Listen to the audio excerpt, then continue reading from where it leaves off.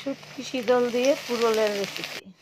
প্রথমে কড়াইতে দিয়ে দিলাম পেঁয়াজ কুচি, দিয়ে দিলাম রসুন কুচি, কাঁচা লঙ্কা কুচি, দিয়ে শীতলগুলো ভালো করে ধুয়ে নিয়ে গরম জলে দিয়ে দিয়েছি। শীতলগুলো গলে দিয়েছি। এই জলটা ঢেলে দিলাম, মশলাগুলো ঢেলে দিলাম। এই যে শীতলের জলগুলো ঢেলে দিয়ে মশলাগুলো কষে নেব। কষে নিয়ে এই যে লবণ দিয়ে মেখে পুরলগুলো রেখেছি, এই সবজিগুলো ঢেলে দেবো। সবজিগুলো ঢেলে দিয়ে কিছু কষে নিয়ে সবজিগুলো ঢেলে দেবো। সবজিগুলো ঢেলে দিয়ে রেখে রেখে দিব, কোনো জল টল দিতে হবে না। বানিয়ে দেখেন, অনেক টেস্টি লাগে।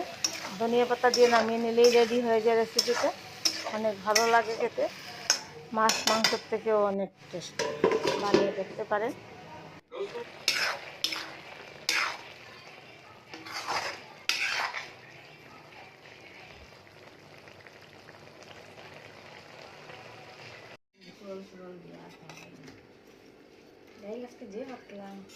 হুম